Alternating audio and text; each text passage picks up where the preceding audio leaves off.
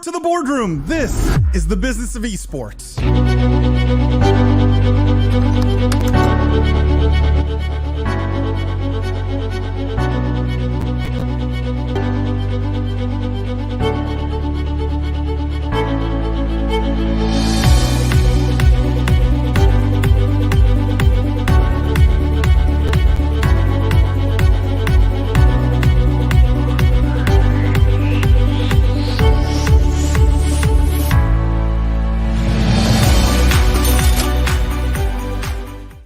The worlds are evolving every day faster than ever before. With YouGov's living data, you can probe into the real thoughts and behaviors of esports fans and gamers worldwide. If you're a team, a brand, an agency, or a rights holder, you should be talking with YouGov. They're partners with the biggest names in esports and the biggest brands all around the world, driving compelling results every single day. Check out yougov.com/BOE and schedule a call with YouGov today. From the keyboard to the boardroom, this is the Business of Esports weekly news show / post-podcast live stream. I am Paul the Prophet Dawalibi. I'm joined today by my friends and co-hosts, the Honorable Judge Jimmy Baratta, Chef the Juice Cohen, Lindsay the Boss. For those of you who are new here, welcome. What we do is we cover the most interesting gaming and esports news of the week, but we look at all of it through a business and C-suite lens. We dissect, we analyze the business implications of everything happening in this industry. But best of all, we get to do it live with you guys. You get to ask questions, challenge us, get in our faces. We encourage it. We know so many of you lurk. That's okay too. It's a safe space. We encourage you to get involved. It makes it so much more fun for everybody. How is everyone doing this week, Lindsay? Doing all right. It's been a long week. I can't believe it's only Wednesday, and I'm definitely looking forward to the long weekend.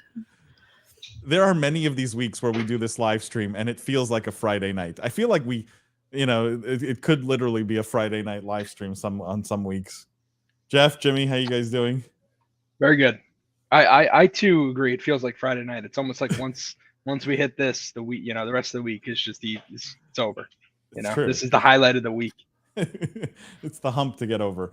Adam says, "Happy Wednesday, Adam. So great to see you." I feel like it's not a live stream unless Adam you're here. It's a tradition.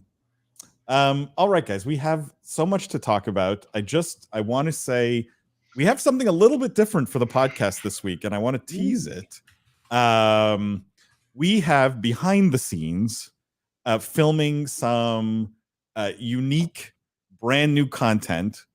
We've been calling it, I don't think we've come up with the name yet, but it's right now it's being called our leadership series. And what we've done is we've taken the time to sit down, do like half-an-hour interviews with top, C-level people in the industry, which you might say is not that different from our podcast every week. But what is different is each one of these interviews, we've asked these people basically the same set of questions. And what we're trying to do is get at sort of learning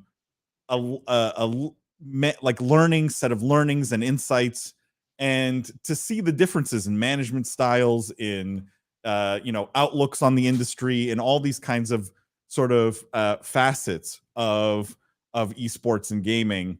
But again, from people who have obviously a lot of influence or are operating at the top of big organizations within the esports and gaming world. So what we're going to do, because we haven't decided yet how we're going to make this leadership series available to everyone. There's a few ideas, but what we're going to do this week is drop one episode of the leadership series, because what I'd love is to get feedback from everyone in terms of how they like it.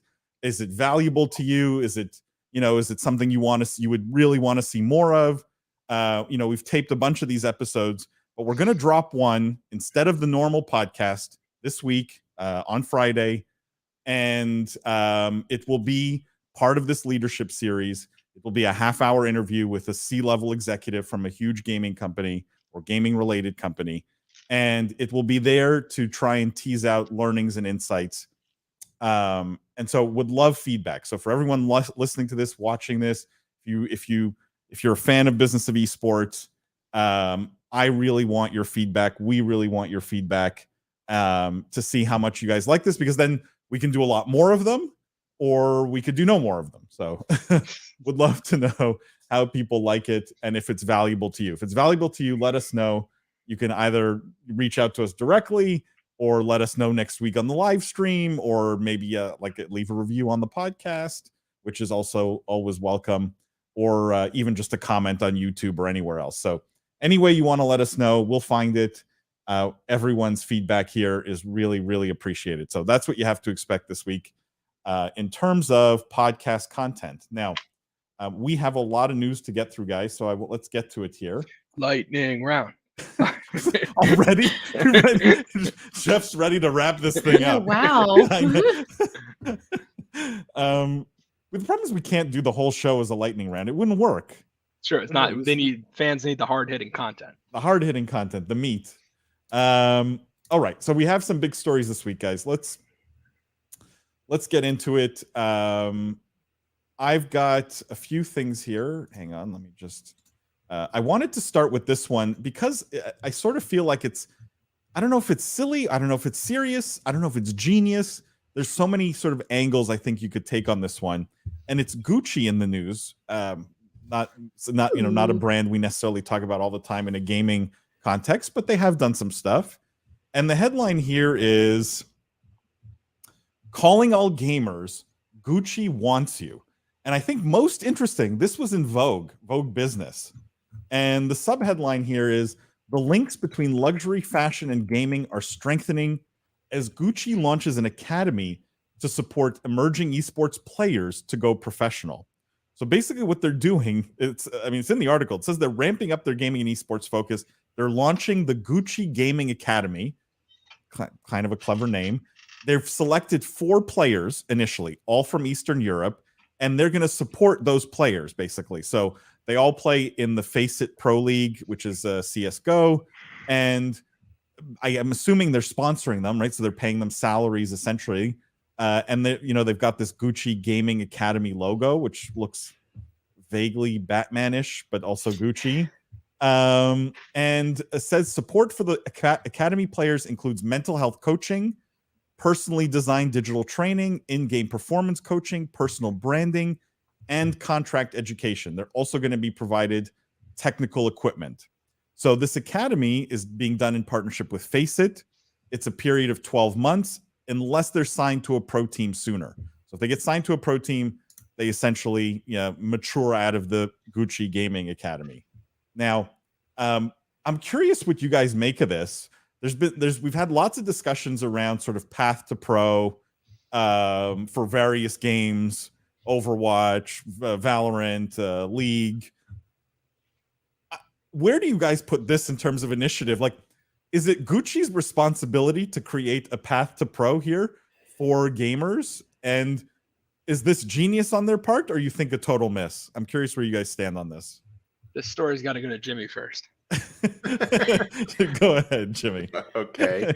I don't know if that's a good thing or a bad thing, but by the way, everyone wish Jimmy a happy birthday. It was his birthday yesterday, so happy belated birthday to the man who makes much of this happen. It's not me; it's really Jimmy behind the scenes, and obviously Lindsay and Jeff. But happy birthday! To mostly Jimmy. The juice, but mostly the juice. Thank you. Sure, I'll start this one off. The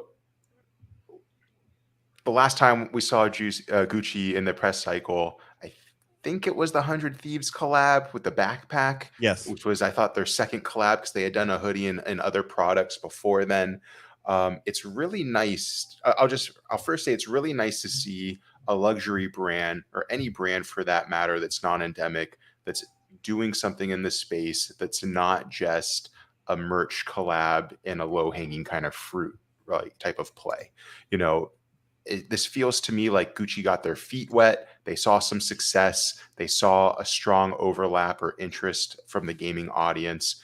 And this isn't even doubling down. This is really going all in, I think, because this is a massive initiative. This is a mega press release and one of the most reputable, I think, distribution outlets in all of the fashion industry. Not just Vogue, but obviously the Vogue's business column, which is pretty cool to see. But we can dissect, and I'll save for you guys whether or not a fashion brand needs to be kind of doing this and what resources or leg up they can provide that you wouldn't already get from an org or from just a startup that wants to specialize in providing opportunities to gamers and providing them with a support structure. But just from someone like myself that loves fashion collabs, because yes, I'm a fan of high fashion, Jeff, but as someone that loves, the Balenciaga thing where I could wear that in Fortnite, and I know Paul, you didn't like that one, or someone that loved the Louis Vuitton mobile game, and I think Lindsay, you like that too, right? Yeah. I think this is really cool, just because again, it's thought out and it's not a cash grab. This is really we want to be in this space. We want to provide support and resources and be more than just a hoodie. And that's a lot more than what we've seen out of some orgs recently. So definitely some big kudos to Gucci, I think, for that. I mean, there's interesting insight there, right? Like they're not selling anything here, guys, right? There's nothing being sold. Jeff, you were going to say so something. I was going to say, I mean, Jimmy made a lot of good points, and I think this is one of Jimmy's area of expertise, but I don't necessarily think I agree on that this is the best. Like I think the other Gucci collab was probably better, just because I think there's a bit of an audience mismatch here with the product. Like you're sponsoring a CSGO league.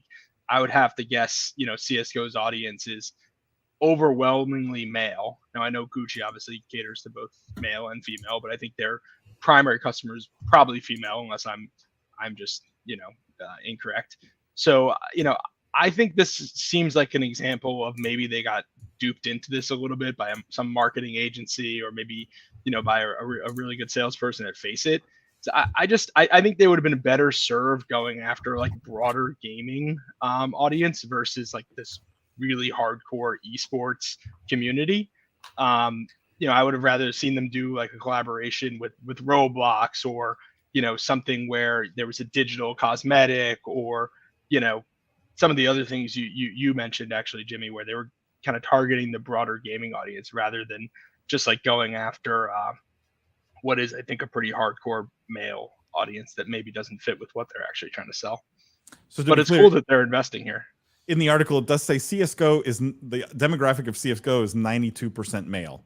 So it's very, and also just to be clear, they're not sponsoring FaceIt. It's done in conjunction with FaceIt. They're really sponsoring 4 players, right? Individual players who are trying to get signed to pro teams. They're sort of, I don't know what you call, traditional sports, but like they're in the minor leagues essentially today, and they're trying to make it to the majors, and Gucci is going out and supporting them. Lindsay, let me just add one more twist to this, if you don't mind. You're Gucci, you're a huge brand, right? We can have the discussion of, should they be doing this at all? But there's also the more sort of refined discussion around, you're Gucci, you could sponsor like ESL or FaceIt as a whole, right? You could sponsor the big CSGO tournaments that happen every year. Why 4 minor league players, essentially? I don't know. The one thing that I was thinking about as we were sitting here is this kind of feels like almost like we've talked about creating a feeder system for esports and that whole ecosystem, but this feels like almost an influencer feeder system. So instead of having an org that kind of pays to create content, you have a brand going out and finding people who could potentially be future influencers and boosting them up in a way that is different. I don't know how that's going to pay off for them, and that's the only reason why I can kind of think of them choosing minor league players or smaller time players. I'm also struggling a little bit to figure out why CSGO. So I don't know. I mean, I like the approach that they're taking, and one of the criticisms we've had generally is that there's not good feeder systems. So I'm always happy to see someone take a stab at that. I don't know that I'm like totally sold on what this is or why the decision was made, other than there must be someone at Gucci who just feels really passionately about CSGO specifically and kind of was able to put this out there as a passion project in some type of way. We'll certainly see if it pays off, if they expand, if they try to go for this more like influencer sponsored growth kind of thing. but I don't know that I necessarily see the entire overlap, but I'm still glad that they're putting money into the ecosystem and doing it.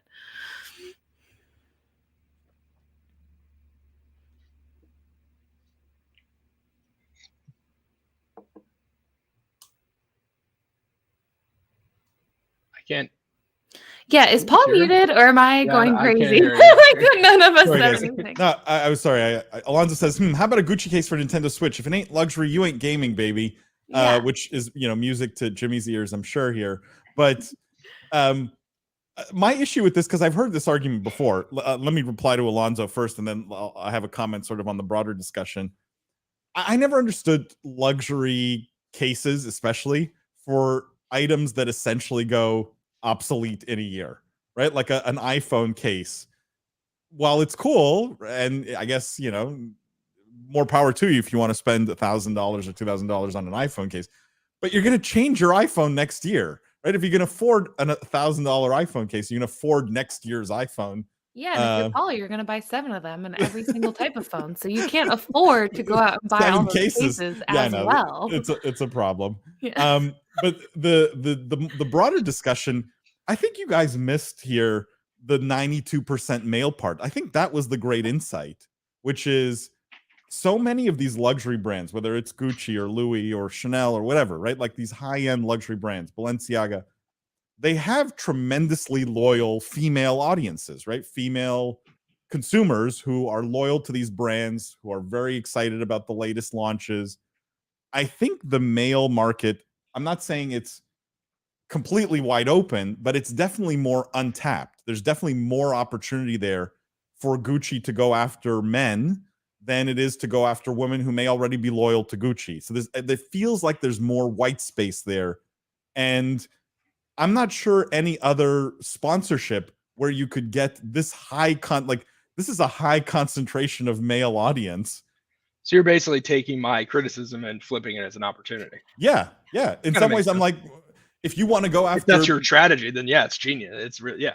Right. If you want to go, but I 1,000% disagree with you. Why, Lindsay? Because there's tons of market research into who is buying these things and where your ad dollar is best spent. And the reality is that women can and will just spend more on luxury brands than men will over time. So I think that they're going to, if they're putting money into this, expecting some type of ROI from this audience, it's truly better spent advertising to women. You're going to get a higher ROI in the short and the long term. In the short term, maybe, but maybe there's a belief that they can grow that pie long term, right?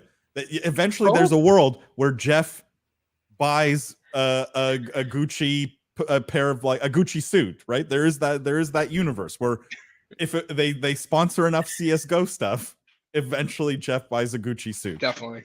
I'm just a couple more sponsorships away. I will say to whoever's listening at Gucci, if you are listening, the audience here at Business of Esports is also very much male dominated at Business. I'm supremely open to sponsorship too. Yeah, there you go. Just so that they know. And so, if that's their strategy, I actually think it's quite smart. The reason why, Lindsay, I sort of pressed on you in terms of the minor versus major league thing, because that's the big question mark I have. That's where it feels like a bit of a miss to me. Because who are these 4 guys, right? Like, who cares about them? And I don't even think they have that big following. I feel like this was done more for the PR and the Vogue article than the actual following of these 4 guys.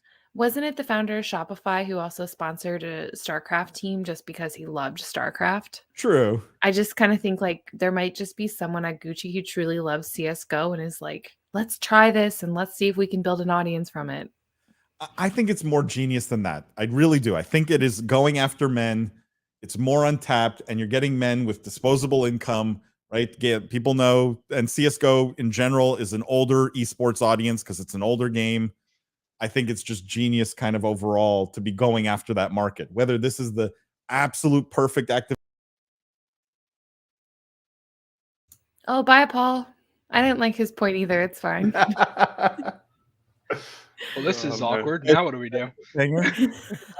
Whether this was the absolute perfect activation or not, it's looking real amateur here. I don't know, but I do think the overall strategy is genius. Matt says maybe it's cheaper to sponsor lots of little minor league tournaments versus fewer major league tournaments. Can I ask Lindsay and Jeff, because I know you guys are big traditional sports fans, if all of a sudden, I don't know, pick a business, Target decides instead of sponsoring the World Series, Target's going to sponsor every little league tournament in the US, right? Like every possible T-ball, little league, whatever. Would it have the same impact? Would it be better? Would it be worse? No, I don't think. I mean, I don't think it would be better because I think there's a lot more eyeballs on TV, and there's something to be said for like being an aspirational brand. So I think your first point was pretty spot on. Like I don't understand why if they really wanted to go after this strategy and get big into gaming, like why not go after the best? Why not, get Tfue, Mr. Beast, Nick Merckx, like people who are well known, Ninja, Shroud, whoever, the Doc. So it's not exactly comparable just because you're talking about taking away one activation with the majors and putting it into a minor versus a first time attempt. So I don't think it's directly on par. But what I'll say to credit, Jeff's point is, especially when you're a luxury brand like Gucci, where you want your name to be affiliated with the best, why would you go for an entry level or minor person? You would want to affiliate yourself with a tier 1 athlete. So that to me also makes more sense. I will. One of the things we hear a lot and kind of get sick of at this point are brands that are looking to be, quote, authentic. And maybe they thought they would have more acceptance from the community by doing something a little bit more grassroots, as opposed to just, becoming a new fan of the sport and rooting for the Yankees. You know what I mean? So maybe there's something to be said where they didn't want to do the obvious. Just a thought. Also, I just looked this up before we move on. Shopify stock is down 77% since they started their. Has nothing to the two have nothing to do with each other. No. We all know correlation equals causation. No, but short of maybe some, it's not a great sign when your CEO starts worrying more about his love of StarCraft than like building the business. But yeah. To be fair, you're looking for patterns here that don't exist, right? Like, I'm not sure the reason the stock's down is because he's playing StarCraft all day long. I mean, hey, focus. Jeff Bezos never played StarCraft. Jeff Bezos. All right, let's move on. Let's talk about EA. EA, guys, in the news. This headline: EA set to be in talks of acquisition as gaming industry consolidation continues. It says EA, like many other publishers, looking at potential acquisition deals. Supposedly, they've sat down with the likes of NBC Universal, Apple, Disney, and more. It says there was this one report where EA discussed a merger with NBC Universal. And, this is obviously following in the footsteps of Microsoft with Bethesda and Activision Blizzard, and Sony buying Bungie, Take-Two buying Zynga, right? We're seeing a lot of consolidation in general. Maybe EA is feeling a little left out here. They did provide a statement for this article, which said, "We don't comment on rumors and speculation relating to M&A." So there you go. They've not confirmed anything. It's all rumors. Any thoughts on, we've tiptoed around the EA topic. We've thrown out some ideas here. Now we're starting to see more rumors in writing and articles and specific names being called out. Any thoughts on this, guys? Like, specifically, do we see a deal getting done? And between at least the ones mentioned here, NBC Universal, Apple, Disney, it says, and more, where do we think EA ends up, if you think they end up anywhere? Sorry, I mean, I think this makes a lot of sense. We've sort of, if anything, we've talked about this even before sort of the Activision Blizzard, mega acquisition, and then Zynga being bought by Take-Two. Clearly, there's a lot of M&A going on in the space, and clearly, these larger media companies are starting to wisen up and realize that, hey, interactive is sort of the future of entertainment, and we need to get into it. So I've said for a long time, I think Disney makes the most sense. I mean, they completely have missed, gaming. They do licensing, but they've completely sold off and gotten out of gaming. That was famously, Bob Iger's strategy. He didn't really believe in gaming, so he, never invested in it. They obviously have a new CEO. So Disney would make sense. They have ESPN, they have sports that ties in really well with what EA has in terms of their sports franchises. EA has made a bunch of Star Wars games. Yeah, Disney has owned Star Wars, so it's a pretty good fit. The interesting thing from that article that I don't know, I don't think you mentioned, but was in there, was that it said that one of the main concerns for EA was that Andrew Wilson would run the combined company of whoever acquired them, which I just find to be super bizarre, especially for a public company. Like, it's very rare for that to be. I don't even know if it's legal for the board to prioritize that. Like, normally you're supposed to prioritize shareholder value, not like, hey, we want our guy to control the combined company, particularly when, frankly, most EA shareholders don't really like Andrew Wilson, and he's considered to be one of the weaker kind of public gaming company CEOs, I think, from Wall Street. So it's a bit odd that he would be expected to run, Universal Studios, which is something that clearly his management team has no expertise of doing, running a movie studio. So just strange. But yeah, those are my thoughts. Jeff, you're right. It did say in the article, and I'll just read it. It said several sources familiar with these talks say EA has been persistent in pursuing a sale. So it's coming from the EA side, and has only grown more emboldened in the wake of the Microsoft Activision deal. It says others say that EA is primarily interested in a merger arrangement that would allow Wilson to remain as CEO of the combined company, which, given to your point, the options, right? Apple, I mean, that seems unlikely. Disney also seems unlikely. NBC Universal, maybe more of a merger of equals there, right? Yeah, I guess because they're owned by Comcast, so they would spin it out or something, and then I don't know who runs that now. So maybe that makes sense. Disney would be interesting because I think people generally don't like the Disney CEO either, so maybe that makes sense. But what Disney usually promotes from within, and they have a strong management culture. So what does Andrew Wilson know about running a theme park? Clearly nothing. Yeah. I read some chatter online that they were looking like Disney was actually a top choice. And there's nothing to substantiate this. This is all based on rumors, whatever. Are you reading my tweets? Maybe I was. But yeah, I did read that Disney was supposedly a top choice, which I thought was interesting. And when we had all discussed this long ago, I believe at least 3 out of 4 of us had picked Disney as the one we thought was going to buy EA or should buy EA. So it's just, when you look at the numbers in my mind get difficult, right? Like, Disney is a 10th the size of Microsoft, right? It's an order of magnitude smaller than Microsoft. And EA is what, maybe a third, half the size of Activision Blizzard. Like, you're asking Disney to swallow a pretty big business here, right? Relative to their own size. It's not as straightforward in my mind as, a Microsoft Activision Blizzard deal where, Microsoft's a $2 trillion company. A $50 billion acquisition for EA would seem relatively, easy to digest.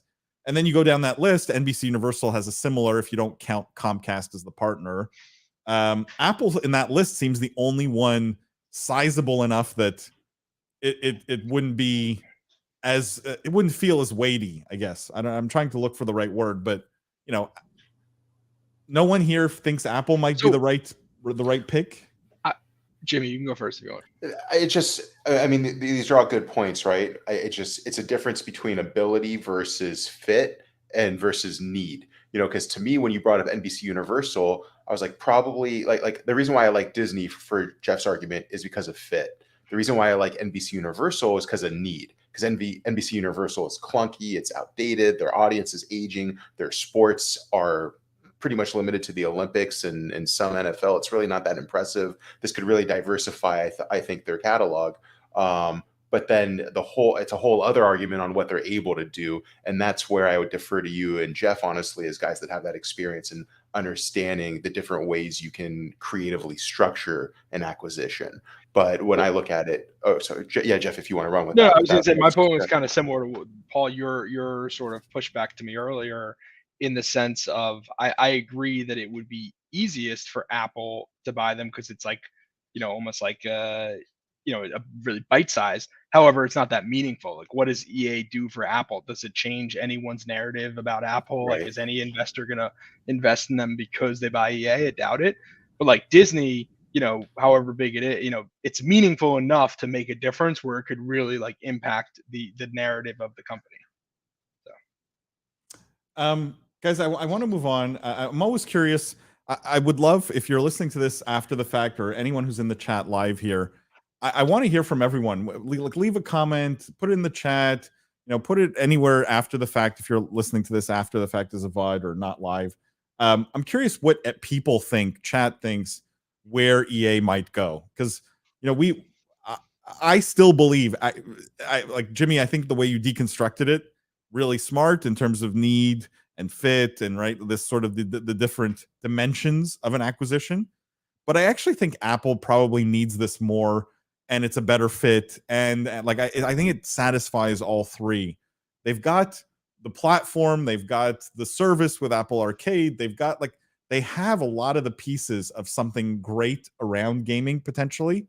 And like 50 billion for Apple would be, I don't know if they would even notice it's gone. I mean, like it's I don't know how much cash they're sitting on today, but it's some obscene amount, and this kind of acquisition might be right up their alley. Andrew Wilson would not be CEO of that combined entity, but that may be big enough that he puts the ego aside. So I think it goes to Apple, but I'm curious what everyone thinks in terms of where this goes. All right, guys, let's talk about my favorite streamer. Everyone knows this, xQc in the news, but there's a really interesting business angle on this, and it's maybe one of the most hotly debated topics that I see online, on Reddit, on Twitch, you name it. There's just so much talk about this, and I want to get our take here. And the headline is Twitch streamer xQc's fans bet $119 million on stake.com. So what happened is, let me just give some background, but I'll read the beginning of this article. It says, Twitch streamer xQc has said that he's been able to generate a total of $119 million so far for his gambling sponsor, stake.com. What happened is, so there's this history with xQc where, he has gambled on his stream before.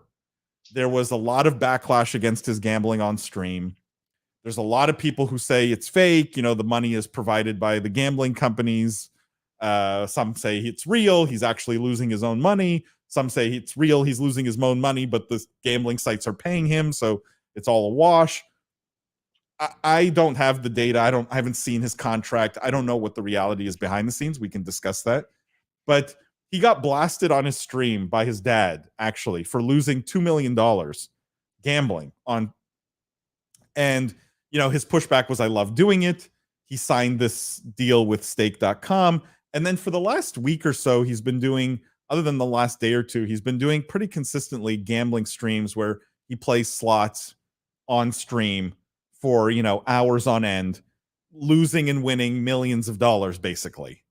Now there's a little bit of data that has come out, which has said he's made $119 million basically in the last week for his sponsor, stake.com. Couple questions for you guys. What do you think of the business, like the business implications of this?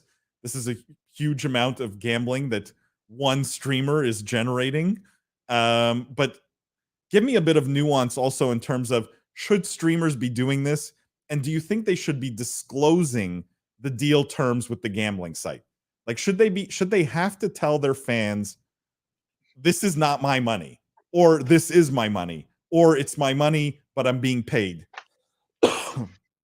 There's a lot to unpack there. Sorry. One, I mean, it shows the power of the gaming audience in terms of monetarily for casinos for betting. So, because that's a massive amount of money. I assume that's the amount that they've bet, so not necessarily what the casino has made, but still, it's just a staggering amount of money. Shows the reach of these streamers.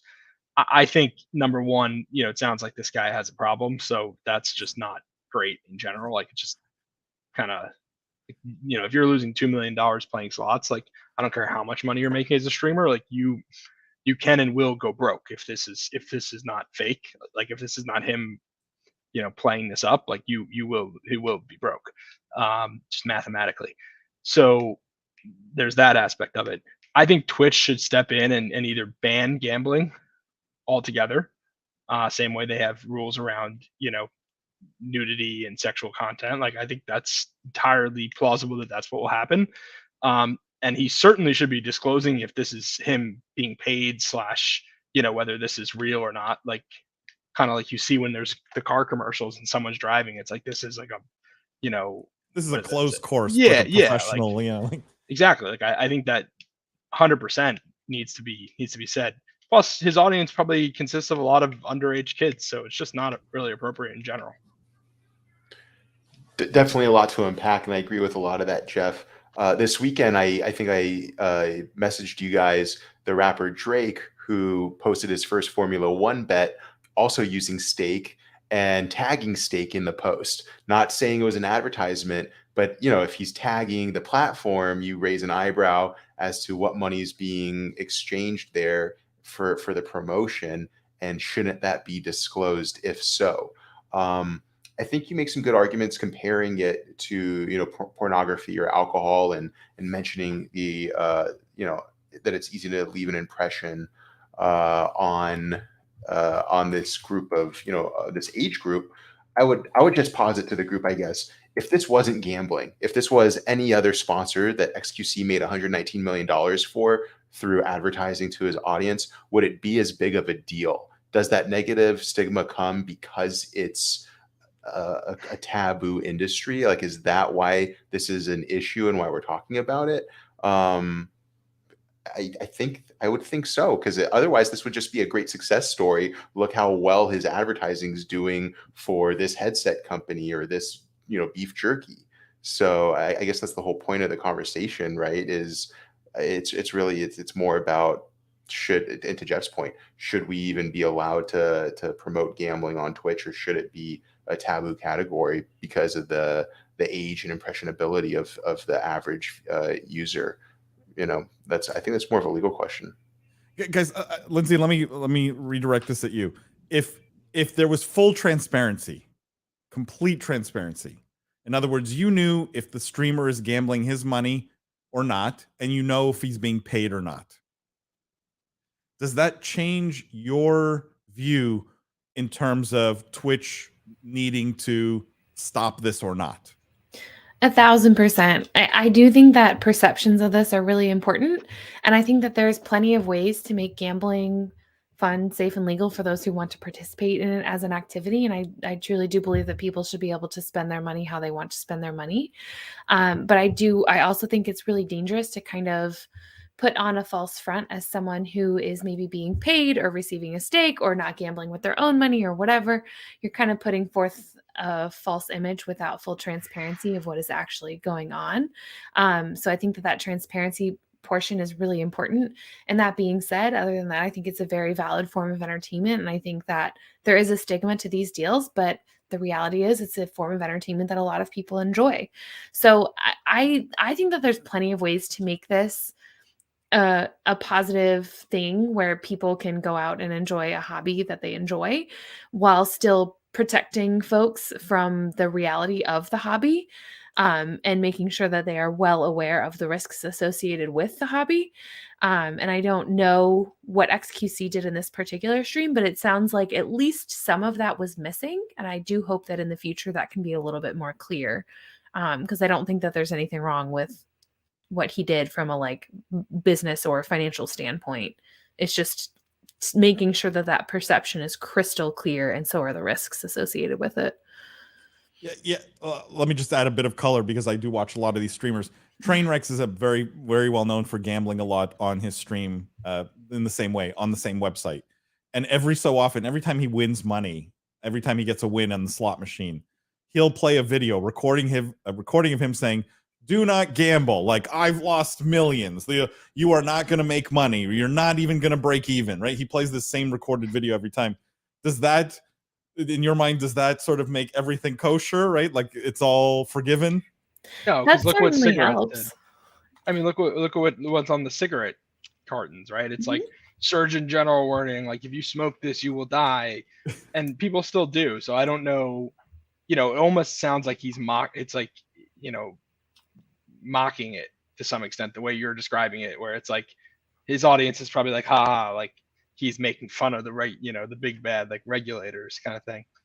I mean, Jeff, let me push back a little bit though on the comment you made in terms of like, essentially you said you think Twitch should ban this, is I think the position you're in, right?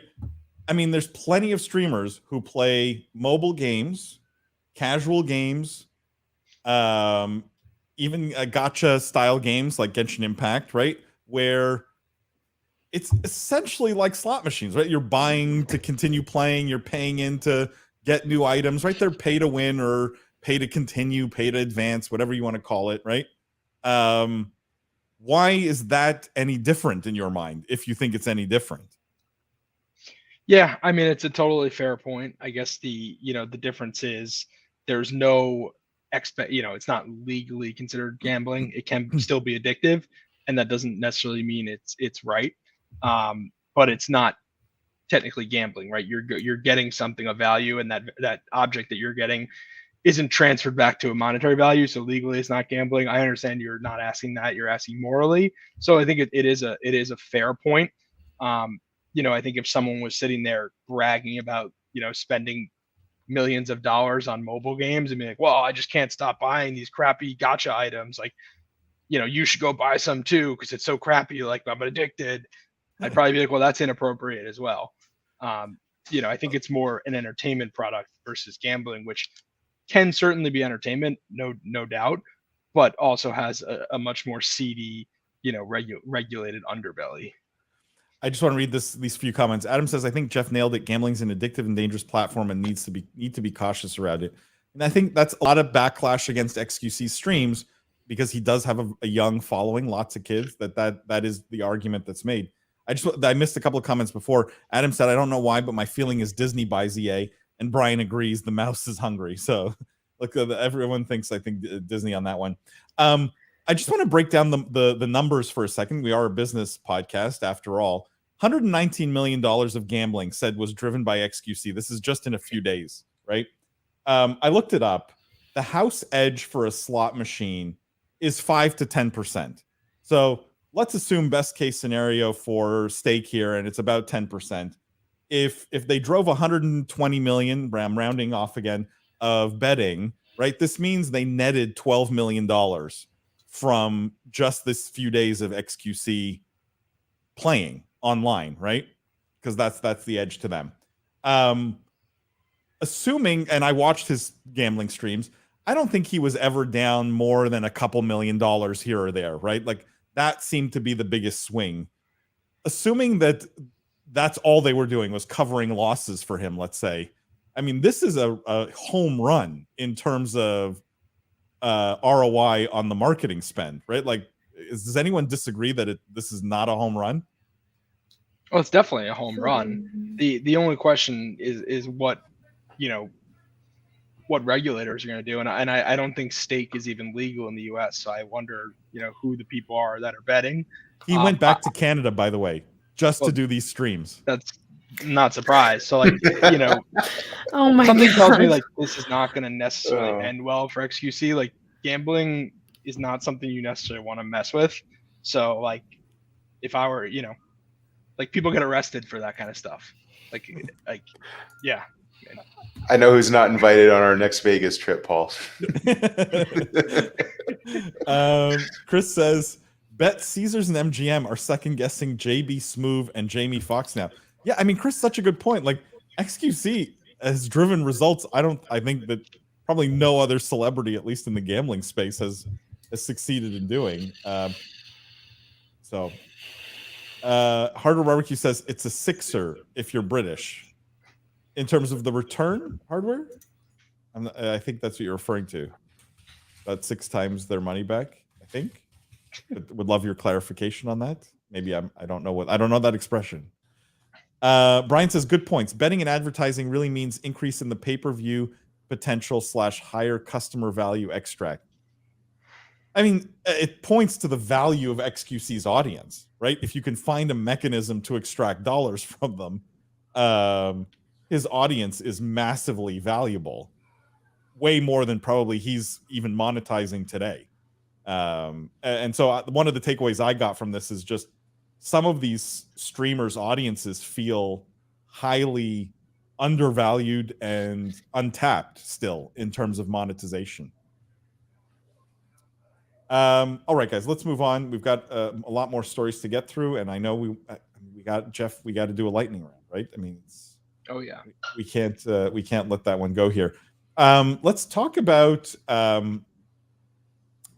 where's my story here? TikTok in the news, supposedly testing gaming functionality, and I'm not sure what this means exactly, but you guys might help me unpack this here. The headline is TikTok testing gaming functionality.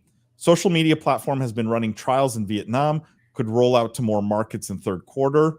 They reported that TikTok has been running tests in Vietnam for users to play games through its app.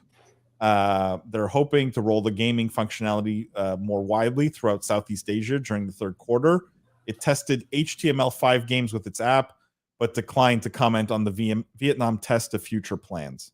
Now, I guess I want to know your thoughts on this specifically, guys, but also more generally, how do we feel about platforms that aren't really gaming platforms? Because we've seen this like from Snap a little bit, now TikTok, right? Platforms we wouldn't necessarily consider gaming native, trying to deliver gaming through their app. Do you guys like this? Should TikTok stick to 1 minute videos and stay in their lane? Like, what's the view on this obviously from a strategy perspective? Usually I really dislike when companies kind of move into territories that aren't their main kind of product, but I think if anyone can do it correctly, it is TikTok. I know that they're testing a lot of different functionality to incorporate gaming, and I also know that they have one of the most advanced and best algorithms in any technology to get users to stay on their platform, to use their platform, and to explore their platform. So I don't know exactly what this is going to look like in terms of functionality, but I do think if there's one social media company that can do this successfully, and I didn't have a lot of faith when Facebook did it, I don't think Snap has done it that well. I think that TikTok has the potential to do this very well. What's different, Lindsay, in your mind? They have a way faster rate of growth. If you look at their user base growth, it's just been absolutely explosive compared to every other social media platform. And they also have a significantly better search and discover algorithm and a significantly better algorithm for feeding people new content. So I don't know exactly how to describe that, but it's kind of crazy actually. I have a friend who never made an account and she just spent a couple hours on TikTok one day scrolling, and it eventually started giving her videos for her exact height, weight, and body composition without any account information. Their algorithm is extremely advanced. And I highly recommend reading about it and looking into it. How does she know that? What? What are these videos for her height? Like, it why says is that like if you are this like life as a woman this tall or whatever, and life as a woman this weight. They use algorithm, like they use machine learning and like huge data sets to figure out if you like a video with a person, you know, on a unicycle, you're 25% more likely to be taller than 5'8" or something, right? And then you put enough of these data points together. That's quite interesting. I guess I was confused why that was like something they were targeting, because like I totally like machine learning and like targeting audiences makes a ton of sense. Like I could see if they were like, hey, you're a straight white male who lives in the Northeast and likes the New York Jets. Like, okay, that's like you can like advertise and target around that. Like I didn't realize like 5'8", like 160 pounds was like something that advertisers like. Well, I mean, I guess for clothing companies, maybe about like this you from want the wrong that, angle, like, though. That was just one example of how the algorithm is able to accurately gauge who you are and what you might like. There's a billion other examples, and we're not talking about advertising, right? We're just talking about them providing her with UGC. So 100%. I guess I don't want to dig too much. What confuses me is like, do you like things based off like your height and weight? Maybe you do. Maybe. But I mean, No. if they know more about you, point is TikTok has. Yes, I get your point. I don't need to dig into the rabbit hole. I do want to take a little bit down the rabbit hole of if we take Lindsay's insight as truth, which I think it is, does that mean you can deliver better, more compelling gaming? Right? Because that's still discoverability. If you can deliver the 100%. game that they want to play, Mhm. like put it right in front of them, that probably helps. I think. That's precisely the angle I was taking with that. Yes. Jimmy, any thoughts on I, this? I thought it worked for Snapchat, didn't it? You remember a lot of people stopped using it. They created some type of games that you could play with your friends and like tic-tac-toe and things of that nature.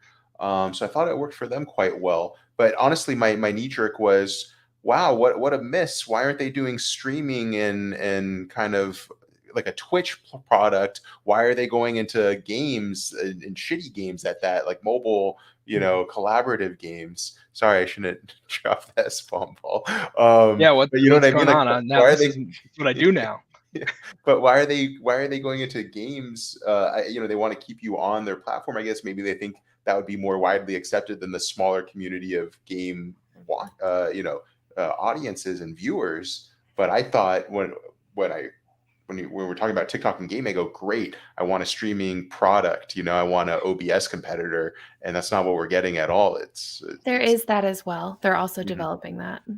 Yes, but I think it's interesting that we haven't seen they've done their testing. We know people are using it, but it's been a desktop platform, right? Their streaming platform so far.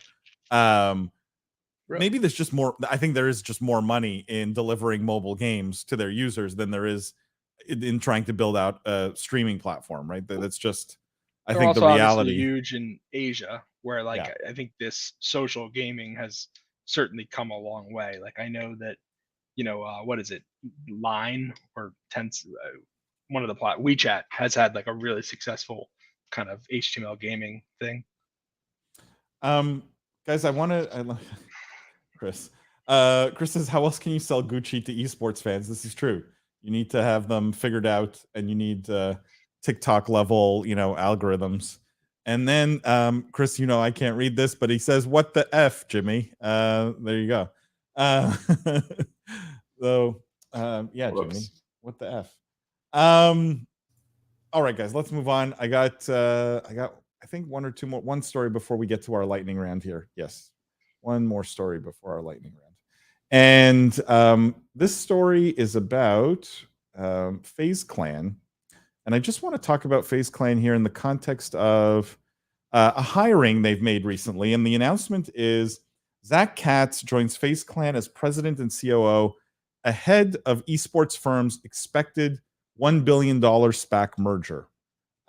So they confirmed Zach Cates, I'm not sure how you pronounce it, former president of BMG in the US. BMG, I think, is a music label, and former CEO of Raised in Space, also a music label, is joining FaZe Clan as president and COO. It comes 2 months after they revealed that Katz had joined FaZe Clan's board, and he has obviously a music background. He's going to report to Lee Trink, who's FaZe's CEO. And they go on to talk about FaZe and how many followers and things they have. Now, this is all ahead of essentially the SPAC, which rumors are that it's been delayed, or the SPAC merger that's maybe been delayed, and maybe they're not actually going to go public. But they've brought him in, and he seems to have a deep music industry background.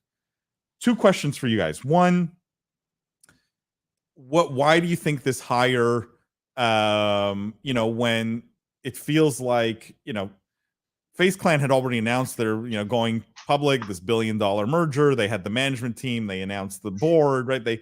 And this feels like maybe a last minute addition, my feeling. I'm curious if you guys agree with that, and maybe what's the thinking here in terms of this addition. And also curious what you make of the heavy music background, given that FaZe doesn't make any music, as far as I know. So just curious, your thoughts on those 2 things. Lindsay, maybe start with you. This is the time when I regret being on a podcast that talks about the business of esports, because I'm just like so tired of trying to figure out FaZe. And I will say, like, I wouldn't count myself as someone who thinks that FaZe is like completely done or whatever. Like I'm fairly like neutral towards FaZe. I think that this makes sense from the perspective of them being more of a lifestyle brand, and music fits more into that. This is, to compare to my favorite thing, this is way better than when Activision hired the baseball guy. Like at least there's something kind of culturally relevant and interesting about this. That being said, I don't know about the timing. I don't know about their strategy. I don't know what they're going to deliver to investors. I don't know how the SPAC is going to go, and I don't have a whole lot of faith in any of that portion of it. I would be happy to be proven wrong or just given anything to believe in. So I think, Jeff, go ahead. Lindsay made most of the points. I mean, I think it's interesting that he has this music background, even though obviously FaZe is not a music label. There is a lot they can do collaboratively with the music space. We know gaming and music, there's a massive overlap. So maybe he can bring more of that expertise in the company versus on the board. But it seems to me like, you're bringing in a president at COO right before you go public. Like this probably has something to do with like trying to shore up investor confidence. I don't, know this guy obviously, but maybe he's got a bit more of a professional background. I think, the FaZe org has been criticized a lot in terms of management structure and just like literally just operating efficiency. They were way above on costs versus where they were supposed to be during this period ahead of going public. So that just showed, a lack of discipline, I think, from public markets right at a time when everyone in the public market is starting to get really concerned about profitability and operating discipline. We've seen layoffs at even like massive companies like Facebook and multiple other like large tech companies that are super well capitalized and cash flow positive, laying off like lots of people, which is obviously not great, but shows the environment that we are in currently. So I think this is probably a nod to maybe some investors saying like, hey, look, we brought in this president, COO, like he's going to bring discipline to the organization. He has this track record, yada, yada, yada. Interesting. I mean, Jeff, I'm totally with you on that, right? Like I couldn't agree more with that thesis. It's just, wouldn't you think then it would have been more of like an investor guy, like an accountant, ex-accountant, like I'm exaggerating to make a point, right? Like someone as boring as can possibly be. And it's like, don't worry, guys, the ship is gonna, the ship's not gonna sink. We have adult supervision, right? Like, I don't know if the music label guy, while cool, is the like investor confidence guy. And So you're I saying don't know, this was I their don't know plan, him. but they didn't execute it properly. right. It's like bring in the boring ex-accountant, right? Yeah. For investor confidence. I don't know. Again, I don't know this person. That's no comment on this person specifically. It's just, he comes off as more of the cool music guy, not necessarily the boring, like nuts and bolts, don't worry, I'm going to watch every dollar like a hawk guy. I agree. Jimmy, any thoughts on this? Chris says, when does FaZe hire the kitchen sink to justify that $1 billion? I'm going to get back to that. Sorry, I missed Brian's comment. It says, predictive learning can sometimes be more predictive than even we see ourselves. It's scary. And a cool link here on when will algorithms know us better than we know ourselves? Well, TikTok has clearly figured some of this out. So Chris's comment here, when does FaZe hire the kitchen sink to justify that $1 billion? Guys, when will we see an announcement about the kitchen sink? Jimmy? They would need to hire the prophet to justify the $1 billion. That's true. That would, I mean, you could justify $2 billion with that. I mean, maybe. I don't think it's going to happen, and I want it to happen because it would be good for my org and other orgs and what we're all trying to do in the space. But I just don't think it's going to happen. And to Lindsay's point, you look at their moves here and you're like, what are they doing? I can't make sense of this. The short of it is they're just doing whatever they think is dope. But when you're going public and you need to justify a SPAC that's falling through, and when you need to appease investors, and when you need to have a plan and a purpose, doing more dope things is not really the answer. You need to have, it's time to have a plan, guys. It's not brand building time anymore. It's execution. And this kind of missed the mark for me. So not a lot to add because I thought you guys all covered it pretty well, but just not really enthusiastic about it, unfortunately. And the sad thing is I want to be, because even though they're a competitor, it's still a rising tide raises all ships mentality. And to have such a large force not executing as well as they can be, hopefully they do well with it and they have some greater plan that we don't see here, because I think the industry needs them to succeed. And it's not obvious. Yeah, the problem is they're swimming against the current. Also, like, just public markets have gotten killed. I mean, public markets have had some of the worst days in the last decade or the last 20 years or whatever the history looks like. But I always worry with FaZe. I'm just going to leave it on this comment and we'll move on. That there's always this like too much cool, right? You can be too cool. I think. And esports fails when it tries to be too cool, and it fails when it's not cool enough. And there's sort of this like perfect amount of cool right in the middle. And I always worry that like has FaZe gone too far? Is this too cool now? Right? Like do we need the extra music guy? We already had, all this other amount of cool. We are now, past our the maximum cool allowed. I don't know. Theory. I suspect this may be a temporary fix, but I don't know if it fixes the long-term issues with FaZe, unfortunately. Chris says, speaking of enthusiasm, Chris, I don't know. No, I'm not. FaZe Warehouse is Fonzie jumping the shark. FaZe Warehouse is fun. I'm not sure I get the. I mean, Chris just saying random things. No, very about old reference. It's got to be a Happy Days reference, right? Happy Days reference, I assume. Is he talking about Enthusiast gaming? Enthusiast? Yeah, I wasn't sure if that was a very clever hidden reference to Enthusiast, which we will get to in a second here. I want to say, guys, we're going to do a lightning round. Before we do that, this live stream, this weekly news show, very generously sponsored by YouGov, supported by YouGov. YouGov produces the best data on gamers, games, esports fans around the world. If you're looking at the gaming space at all, you're looking at the esports space at all, you're interested at all in reaching that gaming audience and talking to gamers, advertising to gamers, whatever it is, you're looking to bring your business into this sphere. The first step before you do anything else, you got to go talk to YouGov, get real actionable data that will allow you to make the very best decisions for your business. It's living data. It's constantly updated. Highly recommend speaking to the good folks at YouGov. And more importantly, other than speaking to them, go check out yougov.com/BOE. There's a great video we did up there on that website of us talking about the intersection, for example, of crypto and gaming. There's links to some reports. If you just click on that link, just go do it now. Show YouGov some love. I would really appreciate it. I know all of us would appreciate it, and YouGov would appreciate it. And if you need to reach anyone at YouGov, you can go directly through any of us. So just reach out to any of us. We're happy to connect you with anyone at YouGov. All right, guys, we're going to do the lightning round. Let's get this started.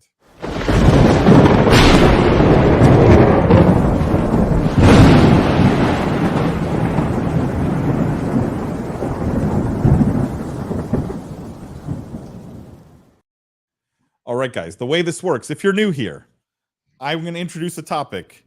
We're going to go in order from clockwise and then counterclockwise. And everyone has 30 seconds to give their take on the story. At the end of 30 seconds, they will hear this noise, which means they're out of time. If you're in the chat and you want to get a comment in, I can read the comment for you. Just make sure you get it in the minute and a half that we're going to be discussing that story. So you got to be fast. All of you guys, Jimmy, Jeff, Lindsay, have to be fast. That's why we call it the lightning round. So let's get this started, guys. I've got a number of stories here. Let's start with EA, which we talked about last week. EA in the news and FIFA in the news. Layoffs at EA Austin following split with FIFA. So what has happened here is 200 or more customer support staff helping FIFA 22 players will potentially see their jobs outsourced. So they're laying off customer service staff related to live operations of FIFA 22. My question for you, obviously, layoffs are never good. It's always sad. It's very unfortunate for the people who lost their jobs. My question to you guys, though, is if EA is planning to make another soccer game, why would you get rid of the live service support staff? Jimmy, start with you. Seems unrelated. I feel like this was a decision that they were waiting to make, just because it was the right move for their business and their needs. Just so happened to come at the same time where they split with FIFA. Um, Definitely a sad story, but I think that this was coming regardless. Lindsay? I'm interested to see what's going to happen with the transition from the FIFA label just to the EA Soccer, whatever they decide to name it. I think that there's going to be, I don't think there's going to be like a tidal wave of super big, super powerful stories, but I do think that there's going to be these types of kind of changes in services, growing pains. I don't know what you want to call them, and I'm curious to see what those are going to look like. Jeff? Yeah, I agree with Jimmy and Lindsay. Having said that, put your tinfoil hat on. Maybe they're a little bit worried about the potential for demand to shrink a bit, so they're turning a fixed cost into a variable cost that could kind of scale up and down. But I don't really believe that. I mean, I don't think. Look, I wasn't even going to present it as a tinfoil hat theory. My take on this is they truly believe internally they've modeled that there's going to be a huge amount of shrinkage in terms of their soccer game business. That clearly they think they don't need 200 support staff's a lot. That's a huge number of people supporting a game. They must believe that the new game is not going to be well received at all, which is interesting. That they're not. My take is they're not confident at all in how the new game is going to be received. All right, guys, let's talk about Enthusiast Gaming in the news. Enthusiast Gaming, and the headline here. Where did that go? The headline here is investment firm launches campaign to oust Enthusiast Gaming CEO and the board. So this is essentially an activist investor or an investor that's gone activist, Greywood Investments. They have, I think, a 9-point-something% stake in Enthusiast Gaming, and they announced a campaign to replace Enthusiast CEO and board members. Now, Enthusiast Gaming owns video game like publications and brands, Destructoid, Upcomer, Addicting Games. They also own Luminosity Gaming, which has rosters for Overwatch and Call of Duty League. And they boast that they reach an audience of 300 million gamers. So what Greywood has said is that they said, I'll read the letter. The frustrating part for shareholders is that the company does in fact possess extremely talented personnel developing and or implementing notable strategies. We believe Enthusiasts should have a market value of $1 to $2 billion US, not the anemic 250 to 300 million market value under the current leadership. They identified themselves as the largest shareholder in Enthusiasts. They seek to work constructively with portfolio companies and other stakeholders to actively support and assist management in developing and realizing the company's full potential. They have, says, grave concerns about the company's direction, and they want to replace the CEO and the entire board. They outlined an upgrade enthusiast campaign, the primary pillar of which is to replace Adrian Montgomery, who's the CEO. And they want to, obviously, again, nominate an entirely new board. Jeff, let's start with you. Thoughts on Greywood going essentially activist against Enthusiast Gaming here? Well, there's a lot here, and I read the letter. It's actually they took a lot of shots at Adrian and the board kind of personally, which I don't think I agree with. Having been an analyst who covered Enthusiast, I will say they're right in the fact that I think that Enthusiast is undervalued and they have great assets. In all my dealings with Adrian and everyone at Enthusiast, I found them to be very sharp, very focused, and I've always kind of complimented their acquisition strategy. I think they have a clear plan and have really kind of executed against it. The whims of the market can go up and can go down. So shareholders are entitled to be upset based on where the stock price is. But I think some of the the personal shots at Adrian in particular were a bit just unnecessary. That's just my opinion. Lindsay? I've generally also had really good thoughts about Adrian and Enthusiast. We haven't talked about them and their growth strategy for a while, and I'm not going to pretend to know exactly how their past few quarters have been going. Public markets have also, like you said, been doing terribly, so I don't know how much of it is attributable to that. I've actually found their valuation structure to be one of the more sound ones. Rather than having sky-high valuations, they actually have points where they're trying to show their revenue and build a legitimate business model. So I'm sort of surprised that investors are saying, we want the $1 billion to $2 billion. It's like, well, FaZe has that, and look how they did. So I don't know. This makes me sad. I certainly hope that they can figure something out. Jimmy? Yeah, I mean, also a fan of Enthusiasts over here, guys. I think it's more a matter of the market at large and a little bit of patience. I don't have a lot of criticism for them. I think that this is just impatience and frustration. It's kind of sad to see, but I, like Adrian, we had Adrian on the show. Hope that he keeps his job personally. I'm going to use my time, guys, to ask you all one more question. Does anyone think Greywood here succeeds? I don't think they'll succeed. I mean, they own 9.9% of the stock, so they have put their money where their mouth is. The interesting thing, and in Enthusiast kind of response back, they bring up an interesting point that I don't think it's been disclosed anywhere, like who's behind Greywood. Like the letter they sent was addressed from lawyers, so I don't even know who actually is the individual behind Greywood and what their motivations are. It almost, like, if you read the letter, felt like personal. So it was a bit odd. I don't think they'll succeed, but it's possible there could be a shakeup for one or two board members. I mean, Richard Sherman's on their board. I'm not sure, like, exactly his qualifications, short of maybe being a somewhat intelligent guy, but what does he really know about, esports and running a public company? So, Lindsay, yes or no, they succeed? Just to your point, Jeff, Richard Sherman, I believe, actually has a master's in some financial business practices and has an MBA and stuff. So not the worst celebrity cameo. He also totally fair. Totally fair. Richard Sherman went to Stanford, and I get your point. Smart guy. My point is more like he's never run a public company. Normally, I'm totally with you. He's actually one of the few that has proven his salt as a business person.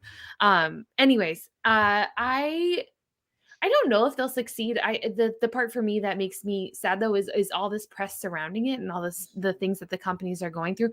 I just never think that this is like a good look for the company, especially if they're already dealing with issues with stock price. And I don't know why. I don't know. I don't think they'll succeed, I guess. Jimmy?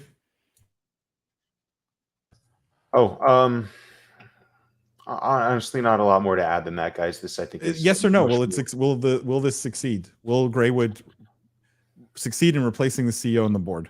I think it's very hard to do. This is not my area of expertise. So again, not a lot to add, but I think no, just because it sounds like a very hard to do thing. Okay. Guys, let's move on. Let's talk about, I have two stories here, but it's like really it's a lot of data. And I just want to pull out two statistics and just get everyone's feelings. Let's talk about feelings here. Comments.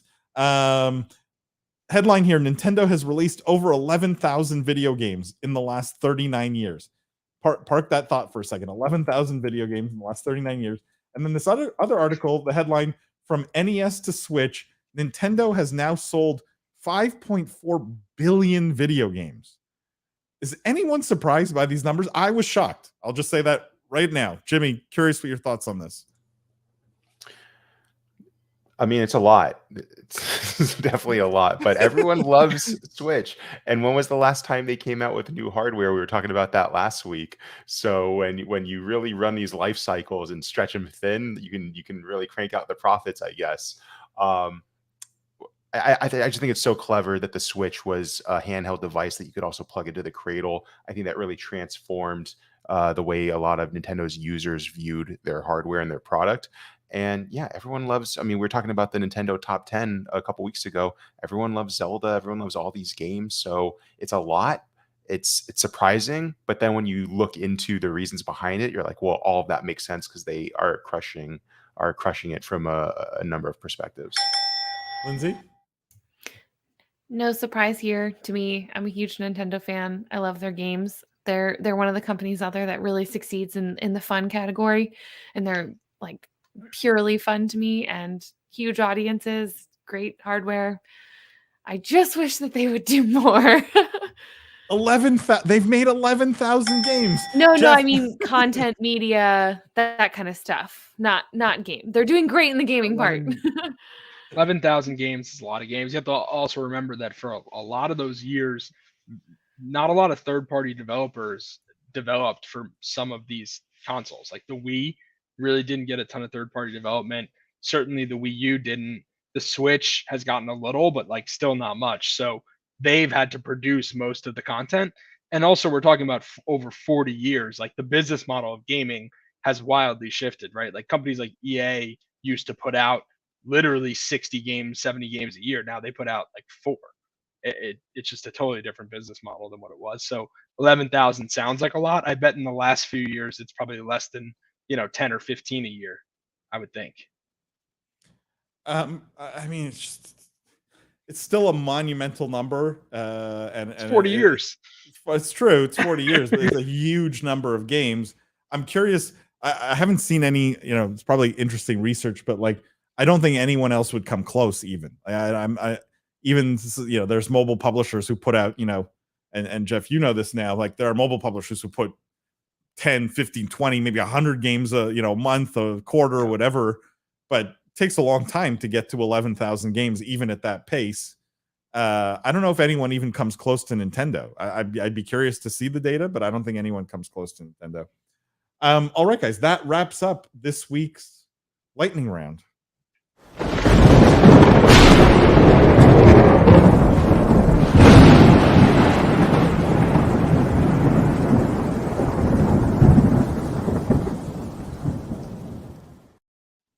Guys, a couple of minor administrative housekeeping.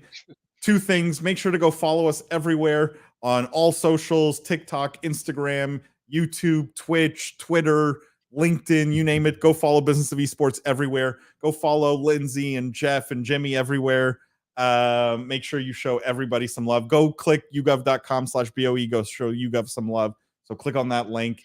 And don't forget, the podcast this week will be fun. It'll be different. Our leadership series, we're testing it out. We want your feedback. Make sure to let us know. And most of all, guys, the thing I never want you to forget every single week, don't forget, the future is fun.